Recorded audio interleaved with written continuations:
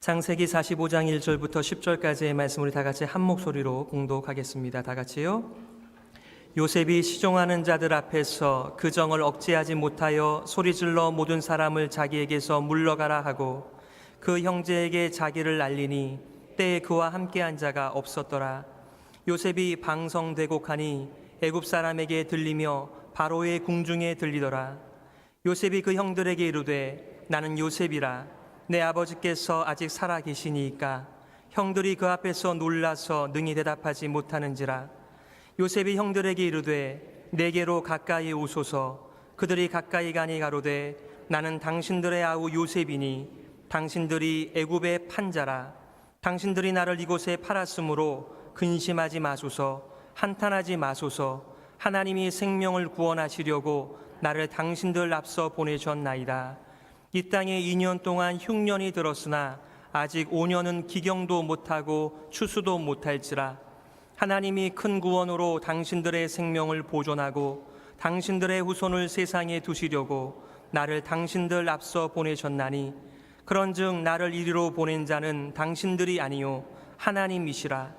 하나님이 나로 바로의 아비를 삼으시며 그 온 집의 주를 삼으시며 애굽 온 땅의 치리자를 삼으셨나이다. 당신들은 속히 아버지께로 올라가서 고하기를 아버지의 아들 요셉의 말에 하나님이 나를 애굽 전국의 주로 세우셨으니 내게로 지체 말고 내려오사 아버지의 아들들과 아버지의 손자들과 아버지의 양과 소와 모든 소유가 고센 땅에 있어서 나와 가깝게 하소서. 아멘. 함께 봉독한 말씀 가지고 요셉이 자신을 드러냄이란 제목 가지고 말씀 증거하겠습니다.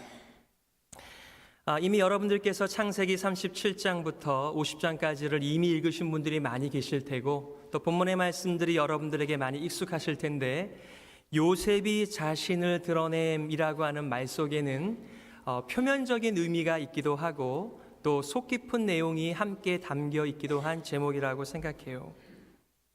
물론 형들이 요셉을 알아보지 못했죠.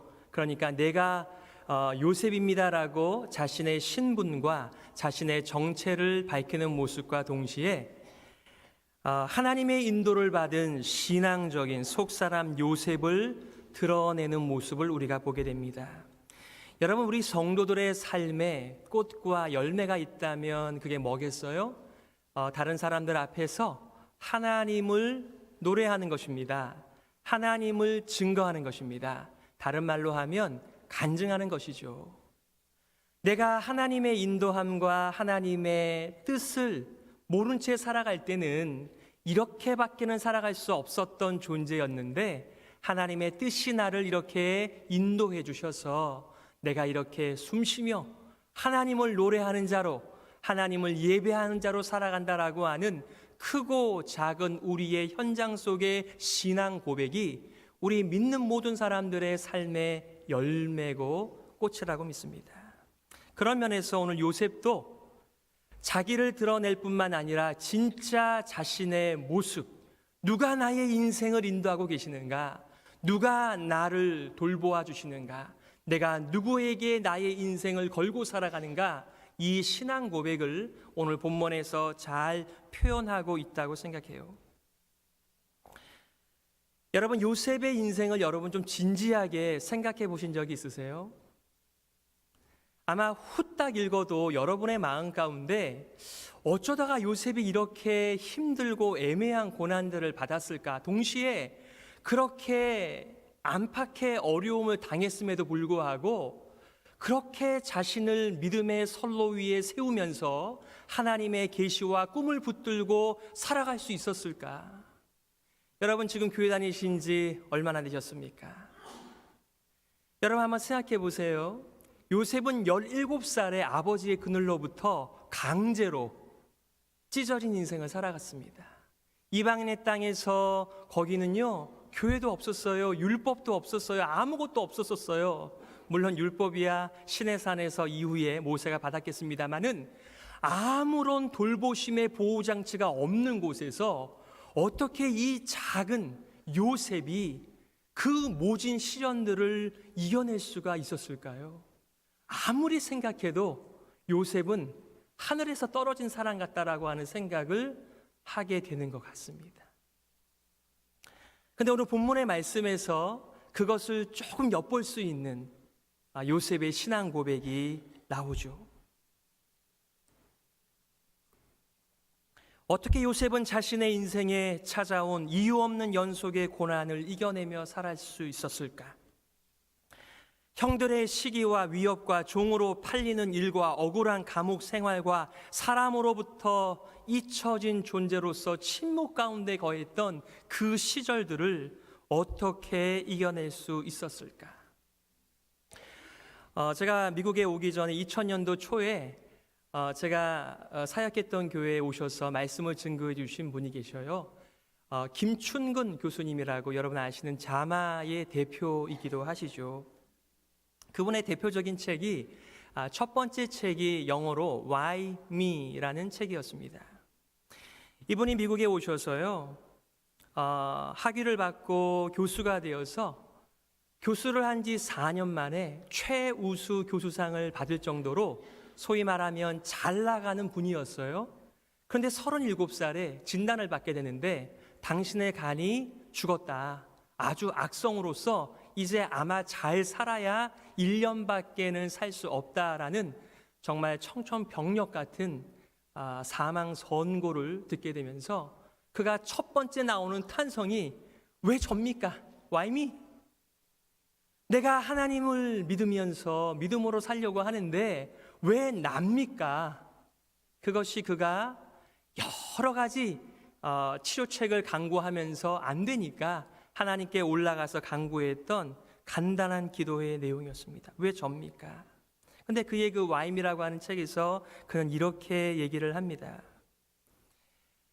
자신의 불평한 모든 일들 속에서도 불구하고 자기의 기도가 바뀌어져 가는 것을 경험했다라고 말하며 그가 이렇게 얘기하는 것입니다. 왜 나 같은 것을 이토록 사랑하십니까?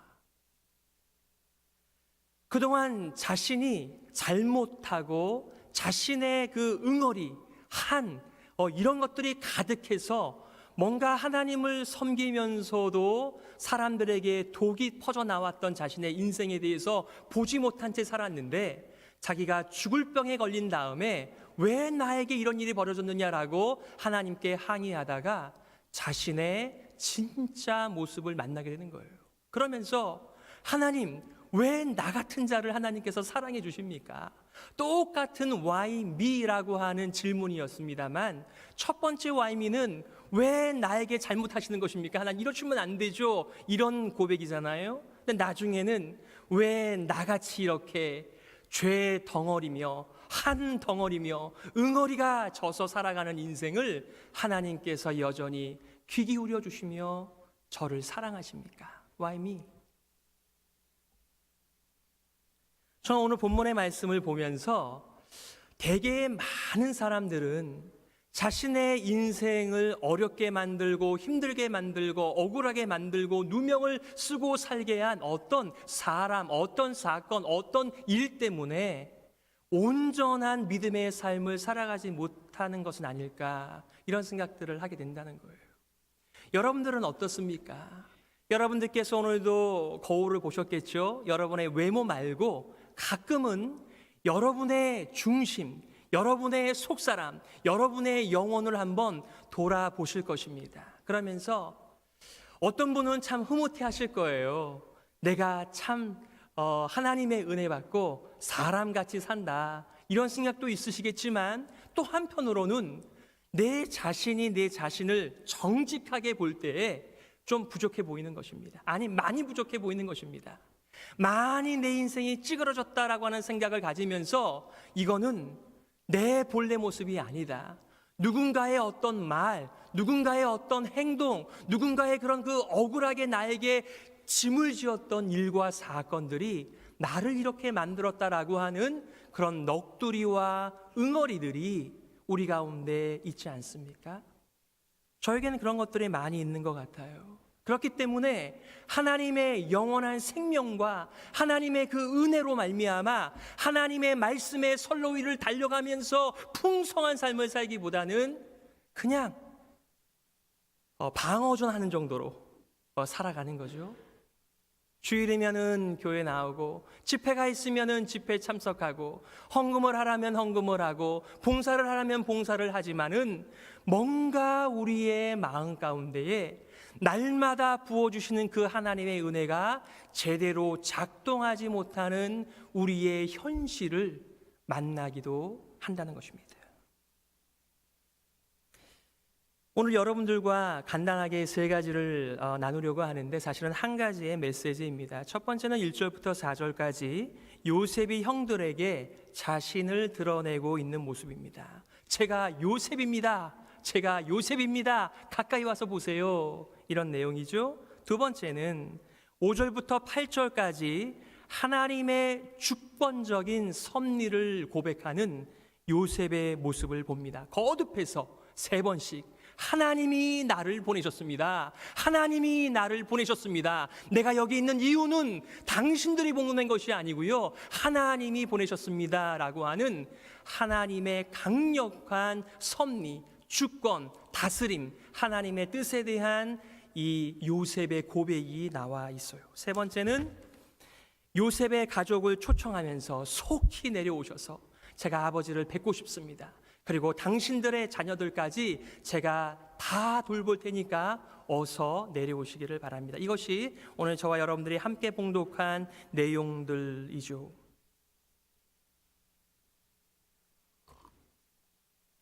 어제 우리 새벽에 살펴보았습니다.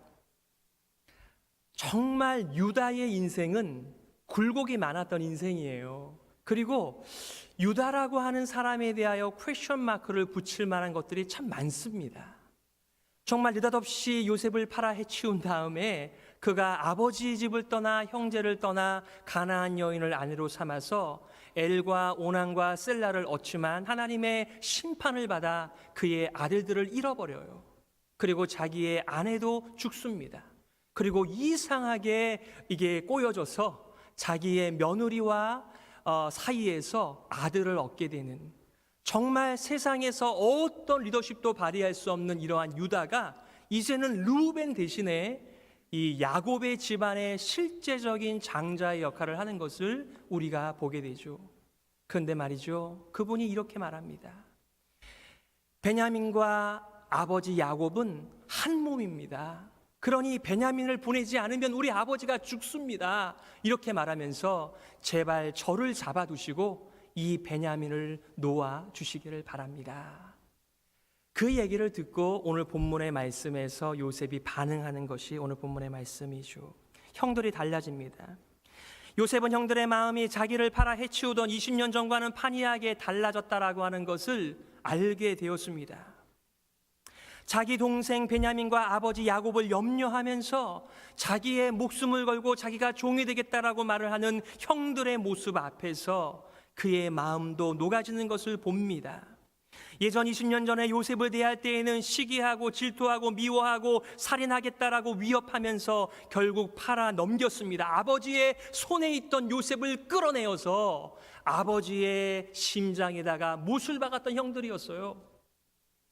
그런데 지금은요, 베냐민을 위하여 변호하고 보호하고 가치 있게 여기며 돌보면서 아버지의 손에 돌아갈 수 없는 베냐민을 돌려주기 위하여 자신들의 목숨과 자신들의 미래를 담보 잡히는 이 모습 앞에서 요셉이 많이 놀랐을 것 같아요. 요셉이 한 일은 없거든요.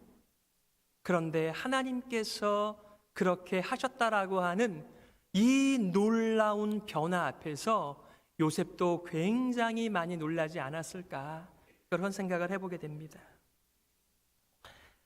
요셉은 방성되고 커다랗게 울면서 내 아버지께서 지금도 살아계십니까?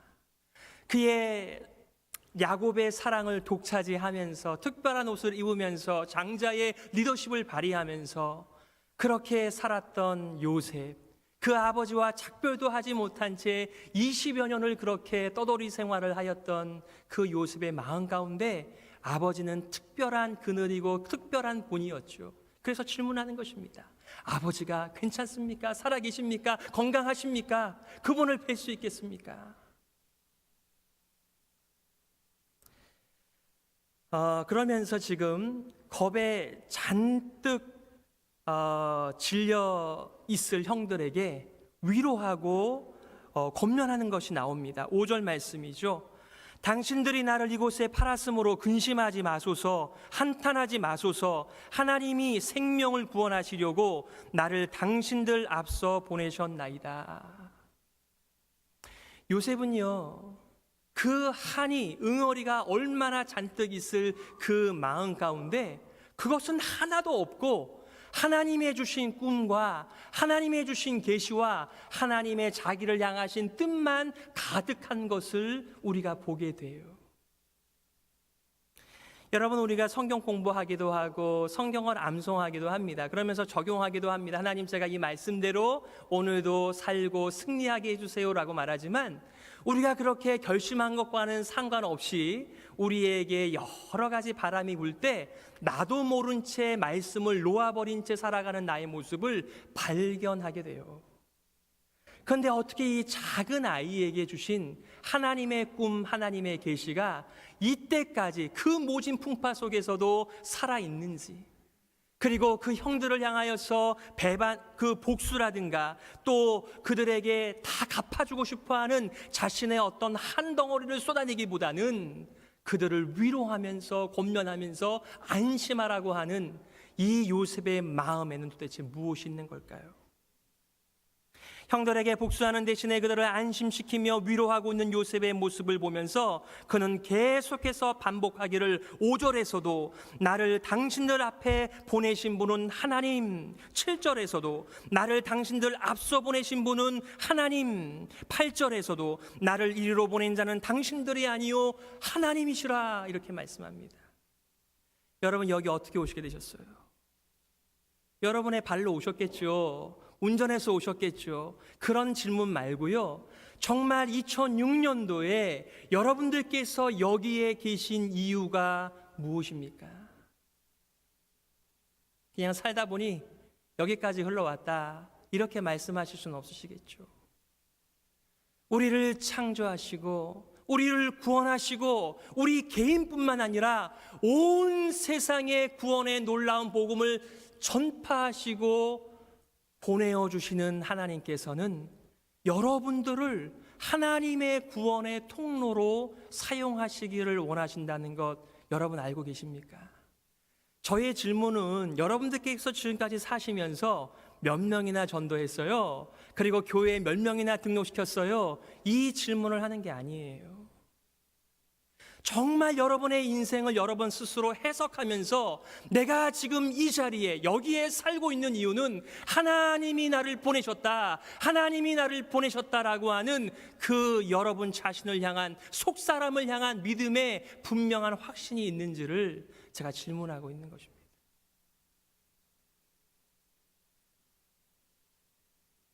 하나님의 주권과 계획 속에서 자신의 인생을 이해하고 있는 요셉이죠. 하나님의 섭리에 대한 분명한 확신을 가지고 그들에게 복수하는 대신에, 그들에게 받은 것을 갚아주는 대신에 하나님의 선한 것을 그들에게 베풀고 있는 요셉의 모습은 요셉을 향한 부르심만은 아니라고 하는 것 여러분들께서 잘 아시리라고 믿습니다.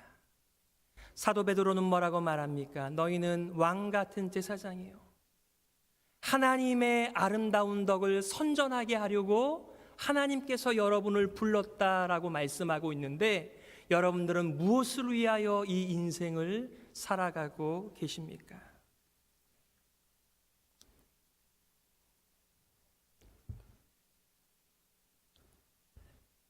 제라드 시저라고 하는 분께서 책을 지으셨는데 그 책의 이름이 하나님의 뜻이라는 책입니다. 그분은요, 어느 날 가족 전체가 차를 타고 가다가 교통사고가 났습니다.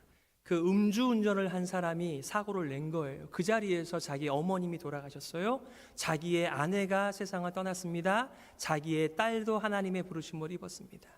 자기의 아들과 자기 자신만 덩그러니 남아져 있는 그 현실 앞에서 그가 목사로서 얼마나 많은 설교를 했겠어요. 우리는 하나님의 뜻에 순종하고 살아가야 됩니다. 우리에게 어떤 바람이 불어온다고 할지라도 우리는 그 바람에 우리의 인생을 맡기는 것이 아니라 하나님의 뜻에 우리의 삶을 맡기고 살아가야 돼요라고 설교했겠죠. 그가 2년 동안 그 죽음 같은 절망과 이해가 되지 않는 그 하나님의 모습 앞에서 아무것도 하지 못합니다. 아마 여러분의 인생 가운데도 그런 일들이 있으시겠죠. 여러분들이 하나님이 얼마나 인자하고 자비하고 긍휼이 많고 성실히 하늘 가득히 찼다라고 하는 것을 얼마나 많이 노래를 합니까? 그러나 우리의 현장 속에서 하나님이 나를 사랑하신다면 왜 이런 일이 벌어지지라고 도무지 나의 경험과 이성과 지식으로는 해석이 되지 않는 그런 일들이 너무나 많이 찾아올 때, 그때 여러분들은 어떤 선택을 하시냔 말이죠. 9절 10절은 저희가 더 얘기할 거는 없고, 요셉이 형제들과 아버지를 초대함으로써 어떻게 이스라엘 백성들이 애굽에서 터전을 잡게 되어지는 그런 얘기들이 시작되어지고 있습니다. 여러분들과 이 내용을 가지고 한 2가지 정도를 나누고 싶습니다. 여러분, 우리들에게 찾아오는 여러 가지 안팎의 바람 앞에서 2가지의 그 갈등이 있겠죠. 우리의 생각, 우리의 경험, 우리의 지식, 즉 본성을 따라 살고 싶어하는 결정과 우리가 크리스찬이니까, 예수님의 제자들이니까 하나님의 그 뜻 안에서 갈등하기 시작할 것입니다. 그때 여러분들은 무엇을 선택하십니까? 여러분, 저는 답을 압니다. 이렇게 말씀하시겠죠? 예, 하나님의 뜻을 붙잡는 것입니다. 명백한 하나님의 뜻을 붙잡는 것입니다. 나의 환경과 처지와 이 세상의 바람 앞에서 우리는 하나님의 뜻을 붙잡는다는 것을 알고 있지만, 실제로 여러분의 삶의 현장 속에서는 어떤 것을 선택하시며 살아가고 계십니까? 여러분, 하나님의 지도와 하나님의 인도를 받는 방법이 무엇입니까? 우리가 인도의 확신 구절을 외우죠. 잠언 3장 5절 6절. 너는 마음을 다하여 여호와를 의뢰하고 내 명철을 의지하지 말라. 너는 범사의 그를 인정하라. 그리하면 내 길을 지도하시리라 라고 말씀하십니다. 여러분, 우리 자녀들이 레슨 하나 받으려면 얼마나 많은 돈과 시간을 바쳐야 됩니까? 하나님께 지도, 레슨을 받는 것이 얼마나 중요하겠어요. 그런데 거기는 레슨비는 없어요. 하지만 한 가지 조건이 있습니다. 마음을 다하여 하나님을 믿는 것입니다. 하나님을 믿는다는 다른 소극적인 표현은요, 나를 믿지 않는 것입니다. 내 명철을 의지하지 말라라고 말씀하고, 이것이 하나님을 믿는다라고 하는 것의 의미이겠죠. 그러므로 여러분, 자기의 명철과 자기의 감정과 자기의 경험과 자기의 의지와 자기의 힘을 의지하지 않기로 여러분들께서 마음의 결정을 해두셔야 됩니다. 너무나 많은 사람들, 특별히 우리 그리스도인들만 본다 하더라도 많은 사람들이 날씨에 따라서, 자기의 감정에 따라서, 자신의 경험을 따라서 하나님의 뜻을 찾고 그 뜻에 순종하는 것보다는 내가 살아온 대로 살아가는 우리들의 모습을 발견하기 때문에 그런 거예요. 요셉은 이 말씀을 몰랐을 텐데, 로마서 12장 19절, 내 사랑하는 자들아 너희가 친히 원수를 갚지 말고 진노하심에 맡기라. 기록되었으되 원수 갚는 것이 내게 있으니 내가 갚으리라고 주께서 말씀하시느니라. 이렇게 말합니다. 굳이 김충근 교수님의 얘기를 우리가 꺼내지 않는다고 하더라도 우리 한국 사람들은 어떤 민족이라고 그래요? 백의 민족이라는 말도 쓰긴 씁니다만 한의 민족이라고 합니다. 얼마나 고생을 많이 하고 그 마음에 누구나 다 그 말로는 설명할 수 없는 한의 정서가 우리 한인들에게, 한국인들에게 있습니다. 그런데 요셉은 이렇게 말합니다. 창세기 50장에서 야곱이 하나님의 부르심을 입었을 때 형제들이 두려움에 떨면서 요셉에게 자신의 생명을, 자신들을 종으로 삼고서라도 좀 살려달라고 부탁을 할 때 요셉이 얼마나 슬펐을까요? 그는 이렇게 말합니다. 요셉이 그들에게 이르되 두려워 마소서, 내가 하나님을 대신하리이까? 그런데 오늘날 우리의 주변을 보게 되면 하나님을 대신한 크리스천들이 너무나 많아요.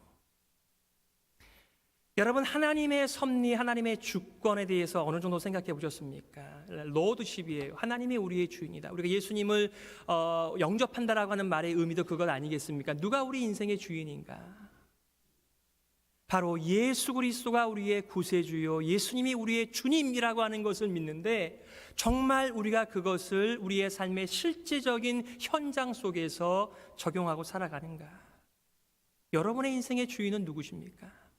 우리의 신앙 고백처럼 정말 모든 일에 범사에 하나님을 인정하면서 예수 그리스도가 통치해 주시기를 간절히 소망하시면서 하나님께서 깨닫게 해주신 그것을 붙들고 순종하는 삶을 살아가고 계십니까?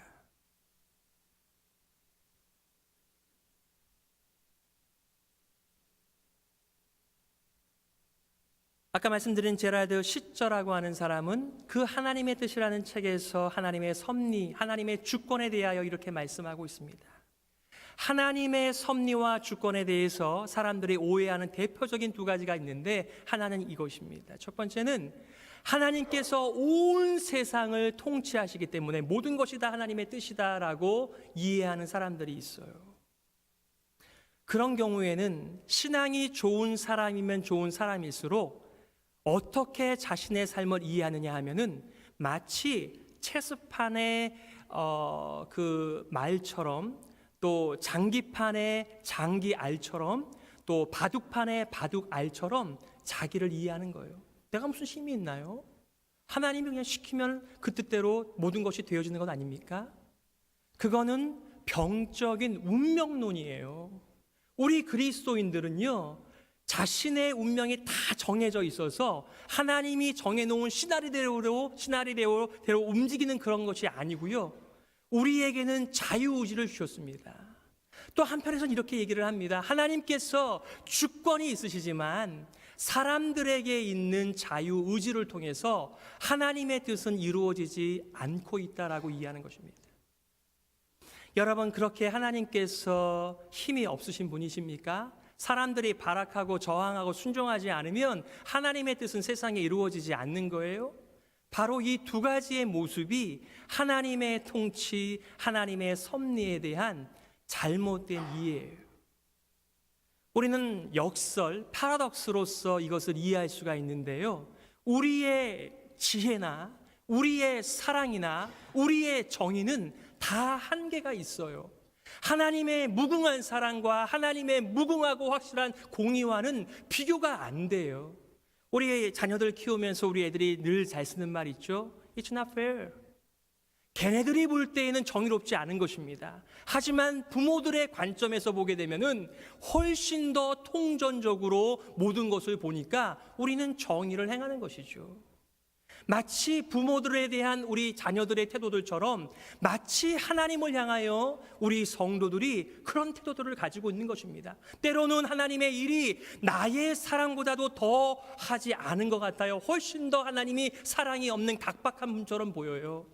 때로는 우리의 정의가 하나님의 정의보다 더 높고 훌륭하고 정확한 것처럼 보입니다.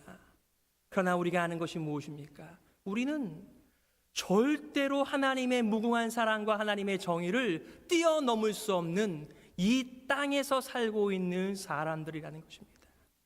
간혹 비행기를 타십니까? 여러분, 비행기 타고 올라가시면요, 사람들이 살고 있는 집, 사람들이 타고 다니는 자동차, 사람들이 입고 다니는 옷, 아무것도 보이지 않습니다.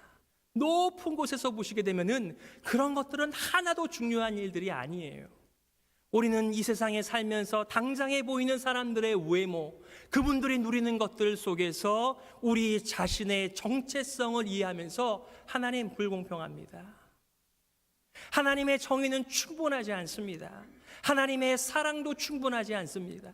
모든 것들을 다 내가 하나님이 되어 살아가고 있는 나의 모습을 만나는 것이죠. 급한 전화 같습니다.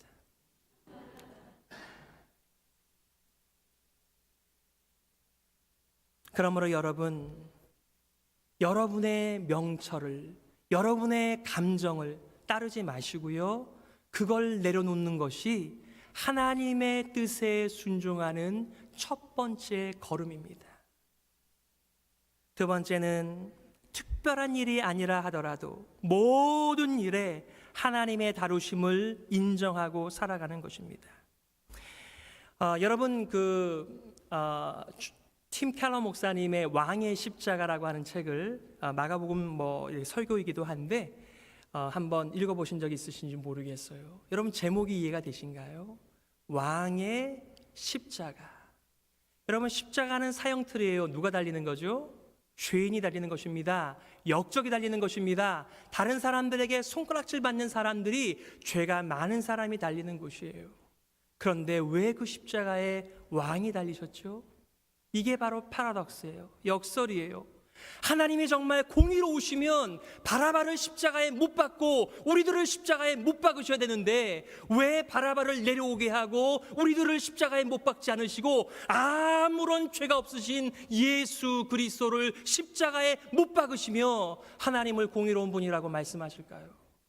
이해가 안 가죠. 우리의 지성과 우리의 경험을 가지고는 말이죠. 그러나 우리는 우리의 지성과 이성과 경험으로 이해가 되지 않는다고 하더라도 이것이 하나님의 뜻, 하나님의 섭리, 하나님의 계획이라고 하는 것을 믿고 살아가는 예수 그리스도의 제자들이죠. 하나님의 자녀들이죠. 저는 여러분들과 이 얘기를 하나만 더 나누고 말씀을 좀 정리하고 싶습니다. 처음에 제가 소개했던 김충근 교수님은 열방을 향하여서 우리 특별히 한인들을 향하여서 이렇게 호소하고 있습니다. 이렇게 고백하고 있어요. 이것도 신앙 고백 중에 하나인데 나는 한이 많은 내 심장을 도려내고 예수 그리스도의 심장 곧 사랑과 용서, 겸손과 순종 그리고 인내의 심장으로 이식했다. 나는 이제 한 응어리의 노예가 아니고 하나님의 아들이 되었다. 나는 믿지 않는 한 많은 한인들에게 하소연하고 싶다. 그리고 믿는다고 하면서도 아직 가슴에 한을 가진 한인 그리스도인들에게 또한 하소연하고 싶다. 한 많은 심장을 도려내고 예수 그리스도의 심장으로 이식하십시오. 예수님의 피로 모든 한을 한꺼번에 다 씻으십시오. 여러분은 하나님의 자녀가 될 뿐만 아니라 여러분에게 기쁨과 감사가 엄청나게 넘치는 풍성한 삶이 보장되어 있습니다. 여러분, 이 교수님이 믿는 예수님하고요, 우리가 믿는 예수님하고요, 똑같은 분이세요. 저와 여러분을 위하여 우리의 이성과 경험과 감정으로는 도저히 이해하지 않지만 하나님께서는 십자가를 선택함으로 말미암아 우리 모든 인생들이 예수님의 은덕을 입어 하나님의 은덕을 입어 풍성한 삶, 생명이 넘치는 삶을 살도록 초대하신 것입니다. 이 초대 앞에서 여러분들은 어떻게 지금 살아가고 계십니까? 종교생활 아니고요, 하나님을 믿는 하나님의 뜻에 우리의 삶을 맡기고 살아가는 신앙생활, 바로 그것이 하나님께서 저와 여러분들을 오늘도 이 자리로 불러주신 이유라고 믿습니다. 하나님께서 우리들을 하나님의 뜻대로 인도해 주시고 사용해 주시고, 요셉은 몰랐을 거예요. 자신이 애굽 땅에 온 것이 전 인류의 구원을 위하여 쓰임받는 일이라고 하는 것을 몰랐을 것입니다. 우리도 우리의 쓰임의 용도에 대해서는 다 모릅니다. 하지만 기억하십시오. 우리는 작은 일에 하나님의 뜻을 찾으며 그분의 뜻에 순종하는 것이지만 바로 그 순종이 하나님의 커다란 구원 가운데 쓰임받는 것인 줄 믿기에 오늘도 우리는 이렇게 기도하는 것입니다.